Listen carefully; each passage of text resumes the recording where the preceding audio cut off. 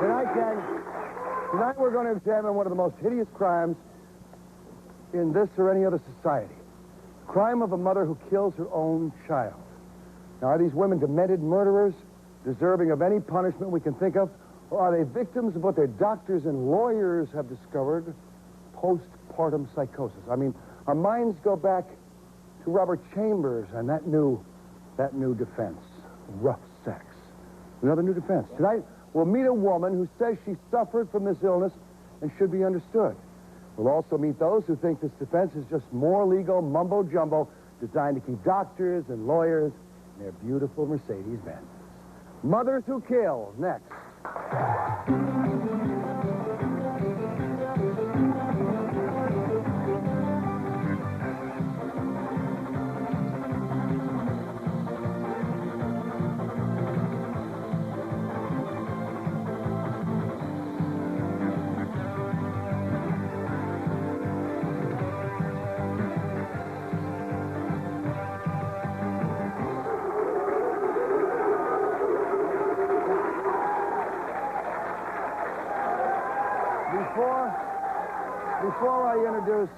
Before I introduce to you at home some of the members at our home base and at our loudmouths, let me ask our studio personnel if they'd roll the monitor out here for just a moment so our audience here can see this short statement on a recent murder case. And again, so that the folks at home can see this. Would you roll that tape, please, of the... Roll it now. I just want to thank the jury for their decision, and I hope it helps another woman in the same predicament. As you will recall, if you've been reading the papers for the last few weeks, this young lady was accused of killing 2 of her own-born children under the dress of postpartum distress psychosis, whatever they're calling it, and attempting to kill a 3rd. A jury acquitted her. The defense, of course, was insanity, that type of insanity. Sitting with us tonight at home base, let me introduce Nancy Berchtold, who suffered from postpartum psychosis, and we'll define psychosis and depression in just a moment here. Loudmouth number 2, we have Dr. Joseph Martirano. Doctor, how are you? He's a PMS medical specialist. And at home base also, Nancy's husband is with her, Mr. Berchtold. Is your first name what, sir? John. John, thank you very much for joining us. Nancy, let me start with you, all right, so we can see if we can understand what we're talking about. After the birth of your daughter, Allison, in 1983, you claimed to have slipped into what is commonly called postpartum depression, all right? Now, however, it's being called psychosis. Can you briefly tell us how that psychosis evolved? Well, I didn't claim to suffer depression. Mine was termed postpartum psychosis at the time I was hospitalized. At the time, the obstetrician recognized that I was babbling on the phone, or I wasn't on the phone, actually. My husband, John, had called the obstetrician saying, we're in trouble here, you have to help us. I don't know what's happening to Nancy. And so I was psychotic at the time that the medical people were called in. Psychotic meaning you were out of touch with reality. Totally out of touch with reality. And this happened when she was 16 days old. Under your psychoses, what was your mind telling you was happening? Well, when I went totally psychotic, again, there's a 2-week time frame from the birth, and I was a bit manic before she was born. I was really high-strung and very happy. Excited about it? Very happy. She was the first child, and I was 30, and was leaving my teaching job to take a sabbatical to raise her, and I was so pleased to finally have a baby. Normal pregnancy? Son and I wanted this baby so Normal much. pregnancy? Great pregnancy. Doctor said he foresaw no problem? Oh, no, and I was as stable as could be. Gave you no medication because of the manic elation that you had? No, that wasn't recognized. I see that in looking back on it, I see I was so manic. And in this 2 weeks of what psychiatrists term decompensating, which is a really good word when you start to know it, I was starting to lose it little bit by little bit, day by day. Well, again, and lots of this is hindsight, but at the time, it was just being so happy that Christmas was coming, and so happy that I had this beautiful little girl. This was at the beginning when you came home. This is like on day 5 and 6. I was exhausted. I'd lost a lot of blood, and they didn't transfuse me, thank God. I know now AIDS was a real threat then. This is day 5 and 6, John? Yeah. You know, early on, I was so happy. And then as I began to, I stopped sleeping, and I didn't know that. I was, nursing the baby every 3 hours, and John was sleeping in because he had to go to work the next day. And Did you notice her not sleeping, John? I noticed it, but, you know, I thought it was normal for a breastfeeding mother that, you know, was in the first month of her, you know, postpartum period. As you're breastfeeding, does this little infant become something more than an infant? Well, for me, she was such a part of me, you know, and that was one of my greatest losses, having to go through postpartum psychosis, was to have to give up nursing. Of course, when you're on antipsychotic drugs, you can't be nursing your baby. One of the big losses, because Grace Kelly had once described, Princess Grace had described in an article in one of the magazines, how breastfeeding her was so important because it was that final link, you know, that link that just kept going for months and months. So the nursing thing was so important to me. So no, she was, you know, she was such a part of me. At what point did she not become a part of you? Well, when I lost total touch with reality, which was 16 days after she was born, I started to have this fear of being alone. I had to have someone with me. I asked John not to work. I called friends. I became very frantic, and I think I was able to say, don't go to work, or, you know, Odie, can you come over, please, and be with me? I don't want to be alone. And there was this fear, but I couldn't articulate it. I went to the pediatrician, and he saw me, and he said, you know, you're really stressed. I can see this, but, you know, you're 30 years old having your first baby. You're an old mom, and you're leaving your teaching job. And I think the holidays are coming. This is what this is. And I think the big problem there was that he never said, and I think you should see the psychiatrist in our practice. Never said that to you? No, no. Did you ever tell him that you felt that the baby was dead? No, that came when I was psychotic. I mean, At what point did you become psychotic? 16 days? 16 days. All right. I never really totally lost it. Was it a wall you ran into on the 16th day? In other words, was all of a sudden the baby dead? Was all of a sudden there nothing but fruit flies flying around you? Exactly. Right, you described it. It happened that fast. Fruit flies. There was a wall, so to speak. Horrible. But there now, was a gradual period Did you, John, when the this wall... second week of the postpartum period. Okay, in the second week of the postpartum period, when this she really wall started was to hit, get manicky. She was on the phone an awful lot. She was unable to on the phone sleep. constantly. I'm a talker anyway. and but- she hits the wall. And it was 16 and 17. I didn't know it was unusual though. It just, you know, she would get on the phone in the Talk for hours. 3 days before this psychotic break took place. She Talk for hours on the phone? Hours. Our phone bill was My like wife 300. isn't pregnant, but that sounds like she's got postpartum depression. Look out.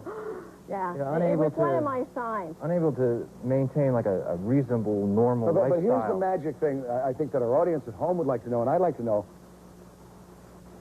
Could you identify in your mind, in your psychotic mind at that time, that this baby was dead? She wasn't dead. Did you feel she was dead? No. No. Well, no. where did this, where does it... When I had my break the Friday before New Year's in 1983, 84, when I had my total break with reality, that's when the pieces of my mind shattered. I just saw my mind as a puzzle with all missing pieces. It's really, I'm very visual, an art teacher. And I saw my mind in pieces, and I tried to keep thinking there's got to be things I can do that's going to make this better. Maybe it's because I'm not breastfeeding enough. Maybe it's because I'm breastfeeding too much. Maybe, and it was an over-concern with the baby, which no one would have said, oh, well, this lady's losing it. It would have been, she's so concerned. Let's not carry this out forever. Let's get to a point where someone identifies you as having this illness, all right? Well, this defect. my Who parents- first noticed it? My parents and my sisters noticed that Nancy wasn't right. And there is manic depressiveness in my family history, but not in my own history. So But in your immediate family history, there's manic depression? There's manic depression. There are people on So lithium? my family knew what a psychotic episode looked like in the beginning, you know, as you begin to lose it. And tried to alarm John, but, you know, John was trying to hold it together. She's okay. Called me, said, did you talk to the doctor? Yes, I talked to the doctor. He said, I'm fine. And I said, are you sure you're okay? I'm fine, Mom. I'm fine, Connie. I'm fine. OBGYN, or who are you consulting now? The OBGYN, oh yeah, I called the OBGYN a couple of times. You're fine, according to him. So I basically was so afraid because my parents, I felt like, you know, I'm okay. I'm going to just try to prove to them I'm okay. Did you try to kill that baby? Oh, no. No, you know, I'm so lucky because when I went psychotic, you know, there's nothing funny about it, but I did it right. I mean, when I lost it, I was cowering under a bed saying there's bombs in the planes above me in Mercer County Airport coming down. Do you have any reservations about having another child? Oh, sure. Sure. Would you have one? There's a 1 in 3 to 1 in 4 chance that I have a psychosis again. I now know after 3 years I started the first postpartum depression support group in the country. This issue had never been really addressed for new moms. And I did find out that I'm at a high risk, and I know that there's treatment. And I know that people can get good help. You know that if you had the next child, there would be a support group there for you. It would never be and as indeed, bad. that child, or the support group that you've set up, I would assume would be a support group that could assist those mothers with those children during that period. It doesn't have to happen, Mort. These deaths don't have to happen. I was really lucky. The morning I went totally nuts under the bed, screaming about, you know, the bombs, thinking I was dying. No, I'm not dying. The baby must be dead. The baby was suckling at my breast. She was fine, but she was dead to me. I mean, psychosis it's like a house of horrors that you can't get out of. And no one can really help you, and you're just trying to figure it out. 5 years later, how was Thank God he was, Allie's great. 5 years later, how are you? I'm wonderful. You had psychiatric help? None. I had 6 months. I was hospitalized 2 weeks on antipsychotics for 4 weeks, on antidepressants for 6 months, and really felt myself again at 10 months postpartum when I said, my God, I feel happy again. This postpartum depression that happens to 1 in 10 women is horrible too. It kills moms, and that's something that, it kills mothers, new mothers, more than it kills babies. We've set the foundation for the rest of the show. Because next, we're going to ask the question of mothers who kill murderers or victims of one too many, perhaps, visits to the Maytag repairman. Stand by.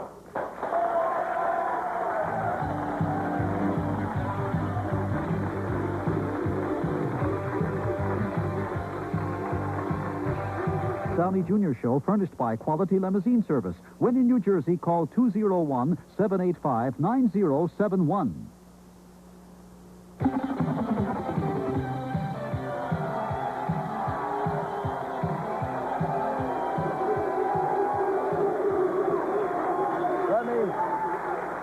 Let me give you, for your scorecards at home and in our studio audience, zip it! Let me give you the scorecards here, the names of our players. Nancy, you have met at home base with us. You have met her husband, John, who is no longer at home base with us. All right. You have not met Dr. Seth Farber, who's a psychologist here in New York City. I'm a doctor of psychology. Doctor of psychology. All right, doctor.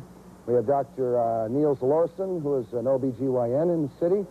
At loudmouth number 2, we have Dr. Joseph Martirano and Bob Ozier, an attorney at loudmouth number 1. Let me start with you, Seth.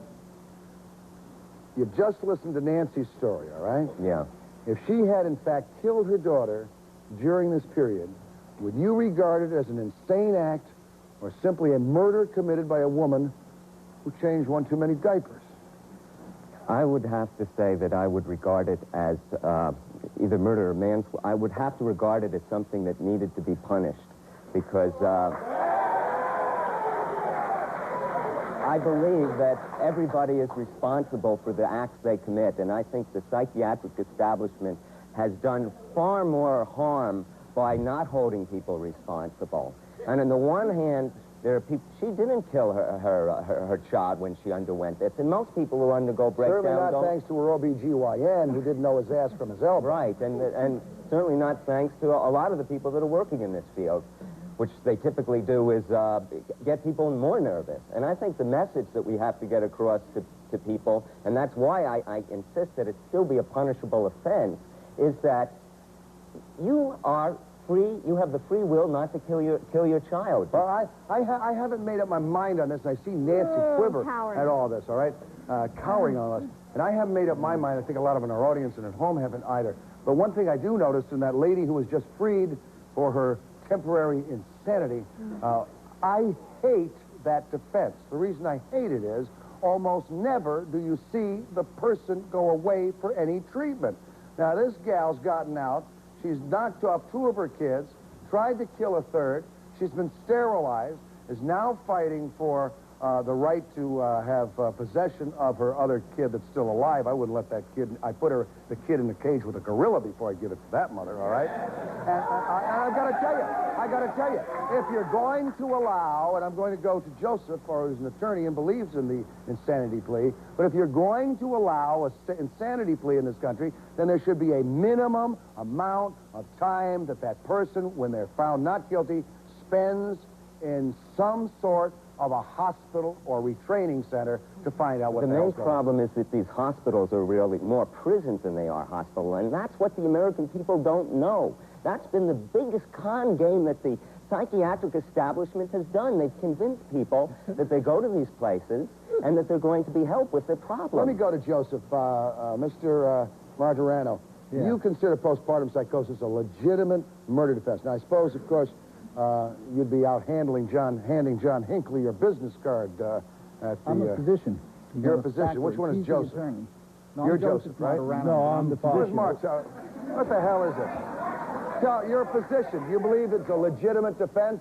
I think the first thing we have to do is recognize there's a tremendous incidence of postpartum depression in this country that's gone unrecognized by the Why do medical we always profession. recognize it after the baby is dead? Why aren't all of you learned physicians able to expend your energies on showing that the woman already has it? Well, hopefully, I agree. In other countries, they recognize this quite clearly, and they've done it for years and years. And the American medical establishment has been very derelict in recognizing it.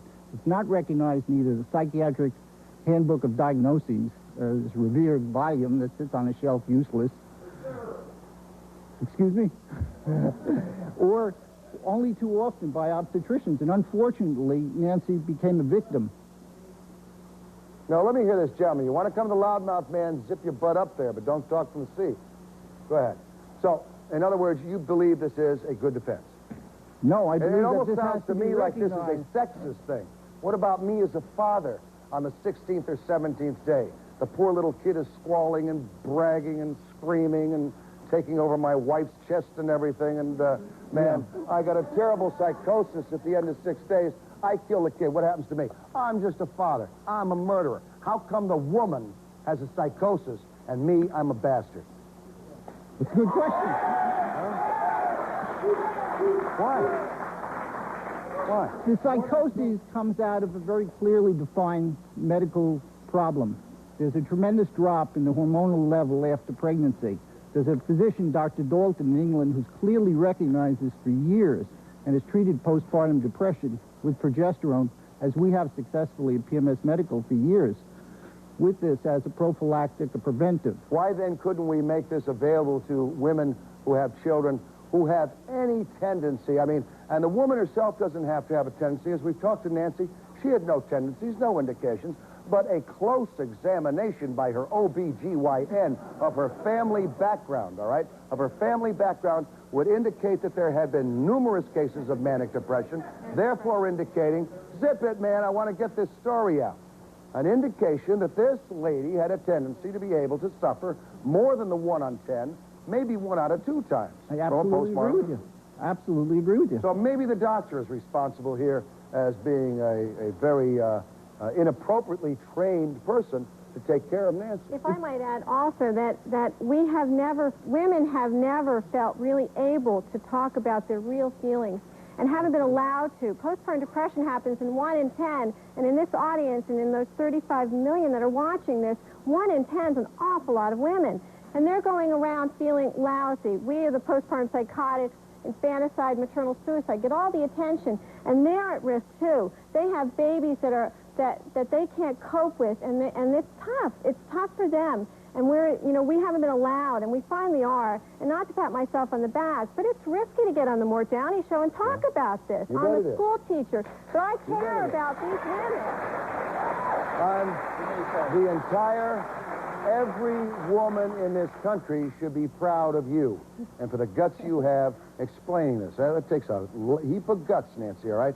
Also, I would say to the lawyers out there who may be taking care of a woman who doesn't have postpartum psychosis, who commits the murder, and uses this defense as an excuse, they the feel chances well are better we'll get the not. woman off.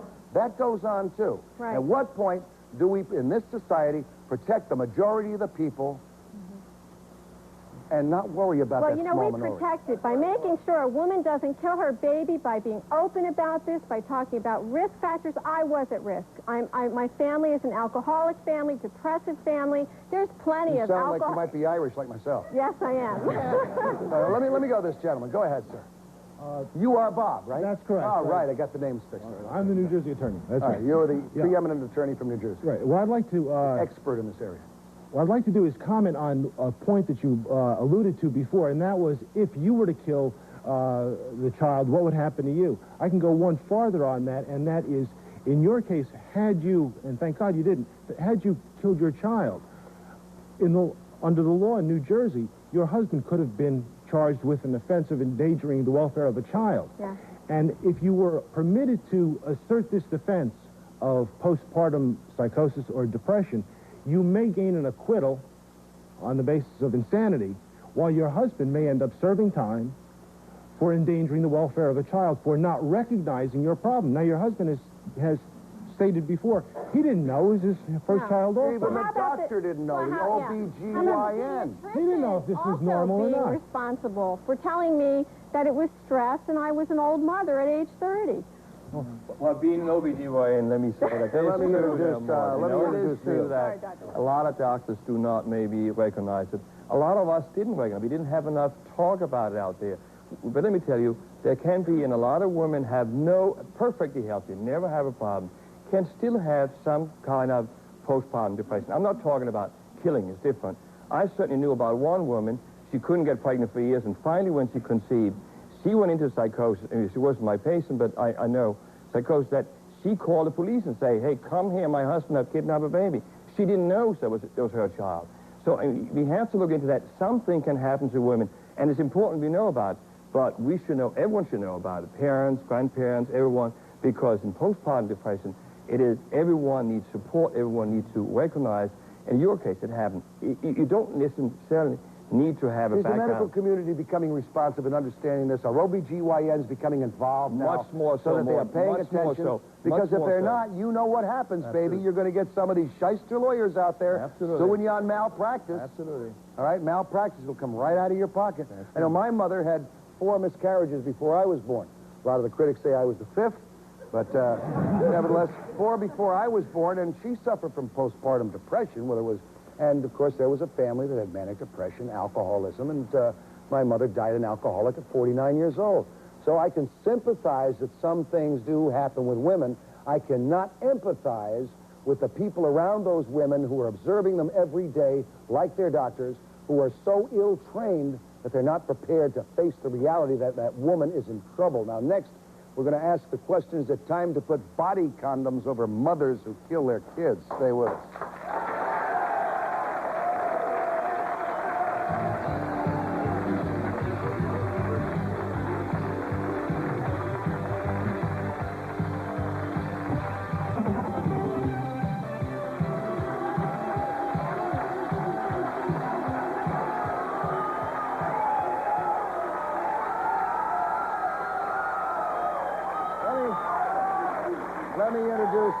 Let me introduce at home base with us.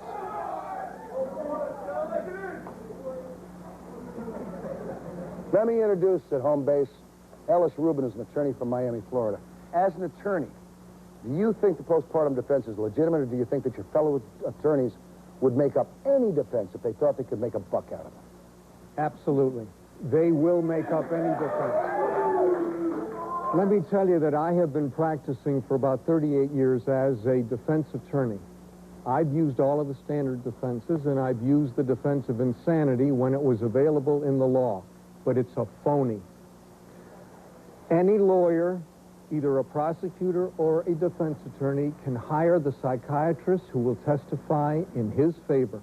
All you got to do is say, doctor, there's a $1,000 fee here. I want you to go see this defendant, and I want you to give me something that I can use at the trial. I think that many of our attorneys today... Talking about lawyers, sir. We don't get into ethics and lawyers at the same time. They don't work together.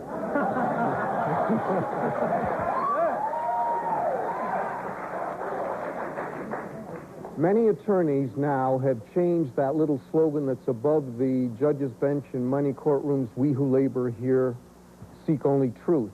Lawyers have changed it to we who labor here seek only bigger fees. We who labor here seek only to deceive. And let me give you one example. Maybe it's not connected with this case directly. No, but I don't think it is that connected with Nancy's and with many women in this area. I think what we have to say is we have to realize, first of all, someone is responsible for the child being murdered if the child is murdered. If not the mother who was under a psychotic misapprehension, then the doctor who should have known, then the friend who should have been able to let the doctor know. Someone is responsible. Someone just did not die because no one was responsible. Based on the research and based on the latest findings, it is now getting to be argued and debated with medical associations and bar associations that maybe the law of insanity should be changed. And here's what people are recommending now, that there should be what is called a bifurcated trial. That is 2 trials in 1. The first trial should be on whether the person is guilty or not guilty of committing the crime. If there's a guilty finding, then you have a second trial with the same jury. And that jury then hears the experts on both sides and decides whether this person was sick or whether they were not sick.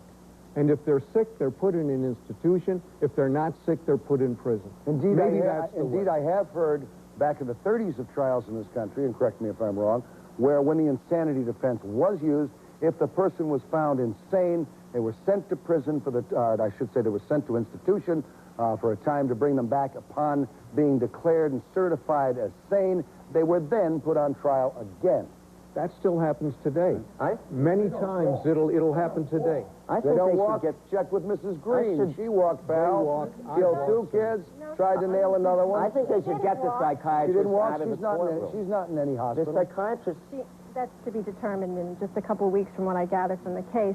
They will probably determine that she needs psychiatric care, which I needed for time, too. The psychiatrists are expanding their empire. They don't belong in the courtroom. The so-called common man has much more common sense than the psychiatrist who comes and testifies in the trial. And I know a psychiatrist, I spoke to him on the phone, Lee Coleman, and he goes around countries about to the common states, women, then? and he says, don't listen to these 2 psychiatrists, because they're going to just befuddle you. Judge by yourself whether the person intended to kill or not. You know more, because there were 5 psychiatrists... Let me ask Rolf. Let me keep this flowing. Rolf, let me come to you. Rolf, you feel... Rolf, read my lips, Rolf. I'm talking to you, all right? You apparently feel that this defense is justifiable, all right? Do you think there's any correlation between the proliferation of the insanity plea in this country and the number of lawyers who graduated from law schools in the last 30 years? I do not. You do not? What does the insanity plea have to do? It gives you an opportunity for experts, or if you want to do it on a lay level, then let lay I believe that experts can be bought, sir, if you have enough money. I also believe, sir, that judges can be bought if you have enough money. Anybody can be bought. I also believe, sir, that lawyers can be bought. Have you ever gone into court, sir? Have you ever gone into court knowing your client was guilty and not giving a damn because you're getting a good fee and you could still get him off on a technicality? I don't think you want to know whether your client is guilty, and even if he is guilty, he's still entitled to the defense. Sure he is, but not from a person who knows he's guilty. That's our system of justice. Our system of justice takes care of the damn criminal every time, and screw the little person, all right? I am sick and tired in this country, as a lot of people are, of protecting that 0.5% of the population and the endangerment of 99.5% of the population. And I say if we make some mistakes, screw it. We took care of 99.5% of them. But if you're psychotic, if you are operating under psychosis, don't you want that defense? And you've gone out and committed the crime? If I truly am under a psychosis, but I believe, sir, that there are judges and lawyers who will allow that defense to be utilized knowing that the person isn't under a psychosis. She obviously was. I doubt that the one who killed 2 and attempted to kill a 3rd was, for the simple reason, what the hell happened between killing number 1, killing number 2, and attempted killing number 3? How the hell did she get a chance to attempt to kill a 3rd? Well, where was the medical community? Medical people ignored the symptoms of that. I don't want to ostracize, and I don't want to put those sudden infant death syndrome people on trial. They've gone through hell. They've lost their babies. But this is a case, I mean, infanticide, and I know I did not kill my baby. I'm lucky I didn't kill my baby. Absolutely, knock on wood. But Anne Green's been tried by a jury. She's been found. You've got to believe that those people understood the facts. And once you have gone through a psychosis, a postpartum psychosis, you're at risk only after you have another baby. It was the doctor who did not investigate that first. not, So you would that say baby then, was you would lost agree with from me an then that her illness. doctor, if she had the same doctor for all three of those births, certainly should be brought up on some sort of charges. Well, I think you should be, I think the medical community has to be held responsible. I don't think the medical community is Please really don't. getting a chance. I really don't. I think that there's a handful of doctors that address this issue, that it is an illness. Would you And identify yourself, please? my name? I'm Maxine. Hi, Maxine. Hi. I think that I don't think that they're getting a fair opportunity. I think that the doctors that are writing books and trying to work with this disease are getting a lot of flack. They're being called... Have you read the cap- American Psychiatric Association's manual, ma'am? No, I haven't. There are 14 areas in there, 14 suggestions of how you could be determined as being insane, right? If indeed you fall under 8 of them, you are insane. I know of no person who doesn't fall under 9, and I fall under 11. Right? And I'm telling you. That's pretty... They are, as this gentleman says, expanding their corral to take in every horse on the flares. The thing is that mostly every woman that has a baby is depressed after she has her baby, to a certain extent. It's an anticlimactic... Come on down here. Come on down here. Let me hear you up here, babe. Come here, babe. Right here.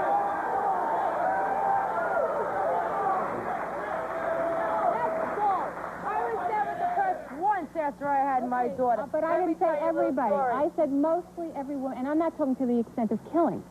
You feel so... I have 3 children, and I was very happy to have all of them, and I never, ever felt psychotic or that but I did feel that being pregnant was a very happy time, and then it's a little anticlimactic. People, you're not the center of attention anymore. You're tired. You know, I never felt that way. Well, it's I common. have a beautiful little daughter, and I'll tell you, That's good. God bless me with her. And that's it. That's cool. Nancy, let me hear from Nancy, Maxine. Go ahead, sweetheart. Spider, she's saying what? Let me hear from Maxine. Spider, she's saying most women have some kind of postpartum depression because of hormone imbalance. All right, wait, let's just take a second, doctor. How many women here have had babies? I see a show of hands. How many Now, have baby blues? be perfectly honest with me. How many of you Had baby How many blues? of you felt like killing your baby? Oh, come on. All right? There's a lady. There's a lady. I said your baby, not your husband. So, while you were telling me most, and Maxine is saying most, I see perhaps 5% here. No, but you didn't ask them, Mort. How many had baby blues? Baby blues. How many of you had the blues? How many had the blues? How many had baby blues? How many had the blues?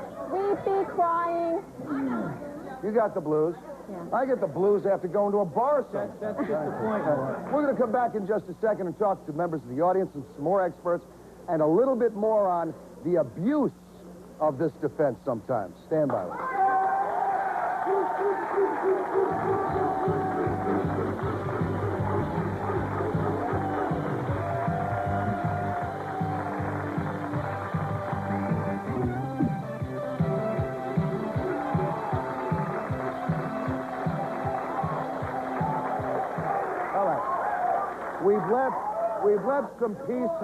We've left some pieces not put together here if this show is going to be a service to women who do have problems once in a while. Sir, you...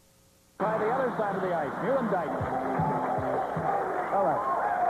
We've left some pieces not put together here if this show is going to be a service to women who do have problems once in a while. Sir, you had 10, 15 seconds you want to I wanted explain. to talk about how that either the family, the husband, or the friends can help the woman who is in trouble. The first thing you should do is you should be able to talk directly to them. Ask them direct questions, how they feel about the baby. Note if there's any change of attitude towards the baby, any suspiciousness on the part of the person, any early morning awakening, any changes in sleep patterns, even if they're breastfeeding. Sometimes sleep patterns are disturbed, appetite disturbances. These are all important symptoms of depression. About fantasizing. Yeah, if they You're asking me fantasize as a at all. layman to look at someone who's not sleeping well, that doesn't tell me anything.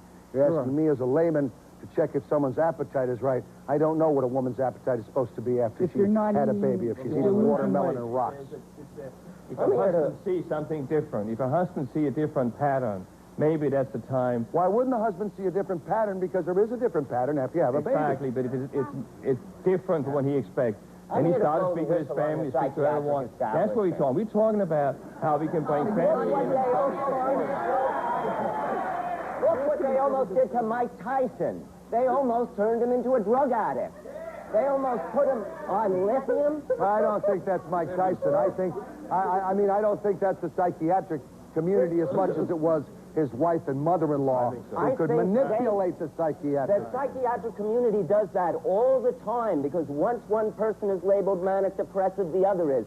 These labels have no validity. People shouldn't be labeled like that. Look what would have happened if Mike Tyson believed them. He could have gone, most psychiatrists he would have went through, and I can cite your studies, would have said there's something wrong with him because psychiatrists and psychologists are paid to say there's something wrong with people. Okay, we agree with that. I want to start going to... Yes, ma'am, go ahead.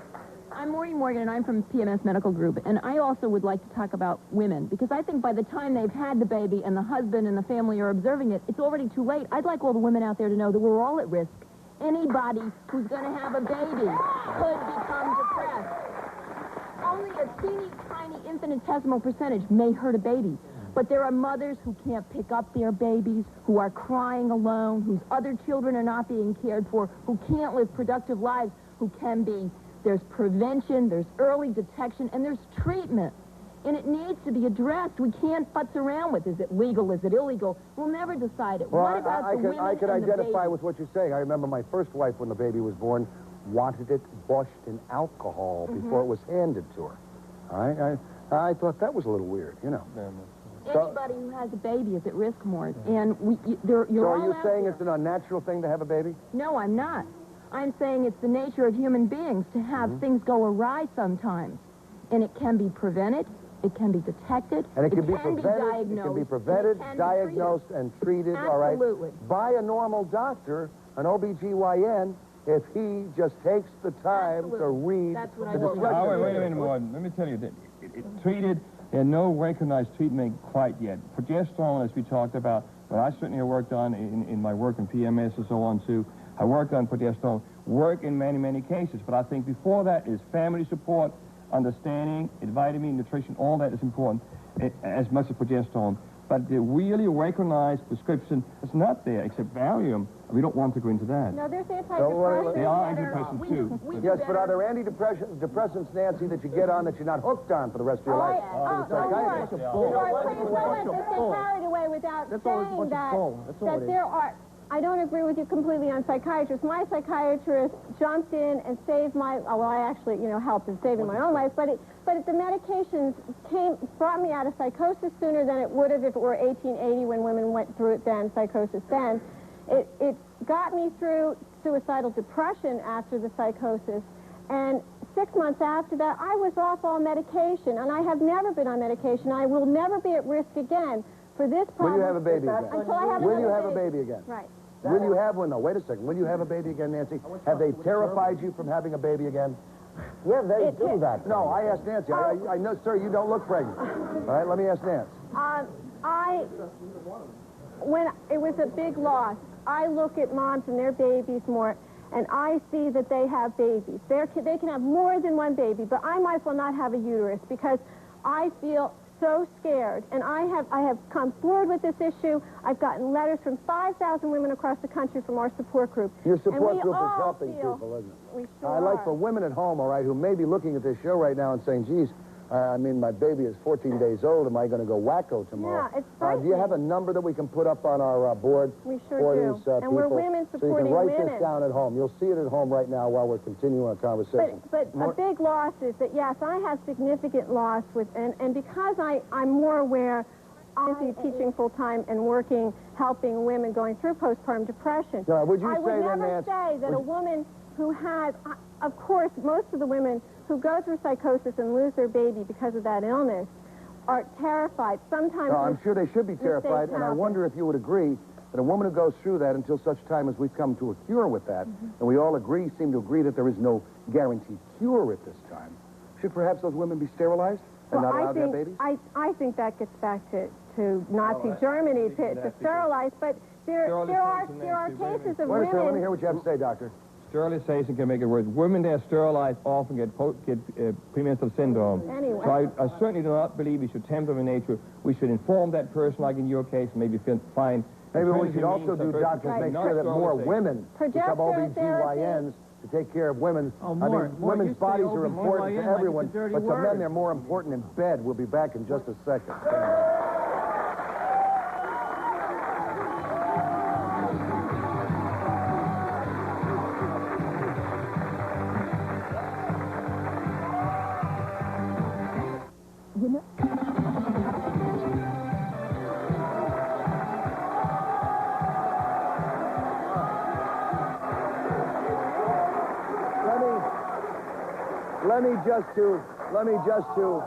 Let me just to build in the infrastructure of what we've been talking to. Come back to Ellis Rubin, an attorney from Miami. Ellis, you had a very disquieting thing happen to you that I want you to point out rapidly to our audience at home. It was a couple of years ago. I was representing a first-degree murder defendant.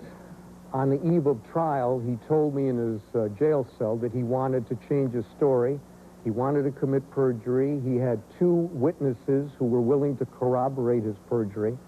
I told him, hey, I'm sorry, buddy, when you tell me that, I can't represent you anymore because it's against the code of ethics.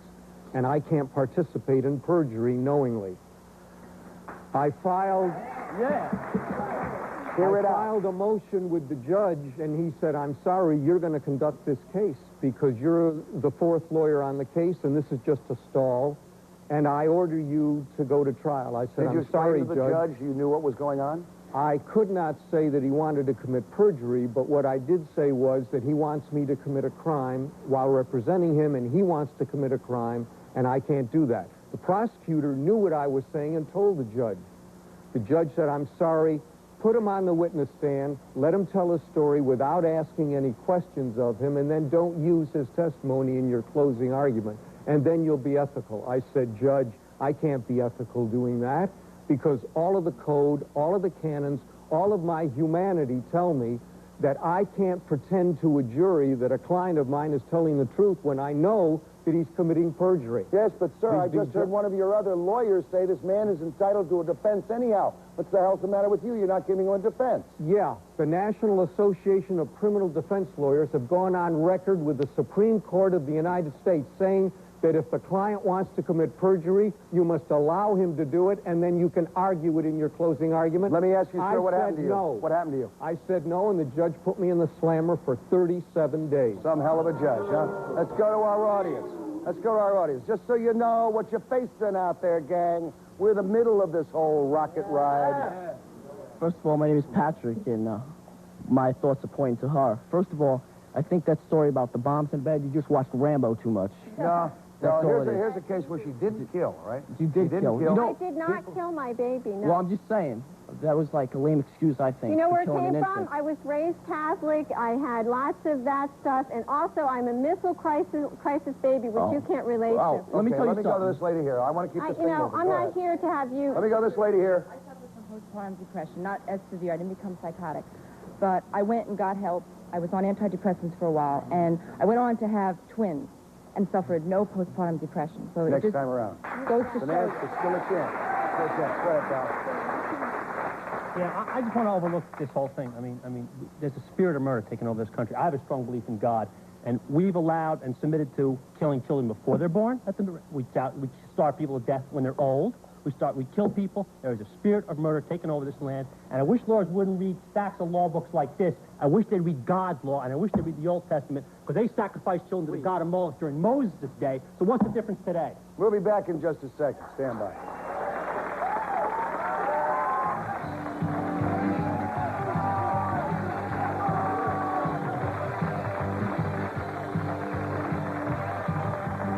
That savings up.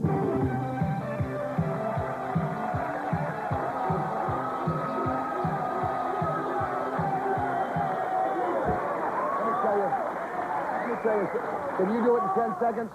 Go ahead, quickly. Why isn't the research being done in this country? Why is it what? Why isn't the research being done in this country? Why is the American Psychiatric Association calling premenstrual syndrome periluteal dysphoric disorder as though it came from psychiatry? Why aren't we doing the medical research Because you necessary haven't to built the lobby, all identify right? the woman The lobbies are at what risk? gets the money. You look at the lobby that's getting $300 million a year for, let's say, AIDS research. 30,000 people die of it every year. Look at the lobby, all right, that got $10 million last year for research on Alzheimer's disease, where 300,000 people die a year. No one gives a damn about the old. No one gives a damn about the babies. She does. She cares. She's got something going. Pay attention. We do better for gorillas than we do for humans. We take care of gorillas much better. Good night, everybody. You've seen it. You make up your own mind, all right? I think you've got a good idea. Audience, thank you, gang. See you later.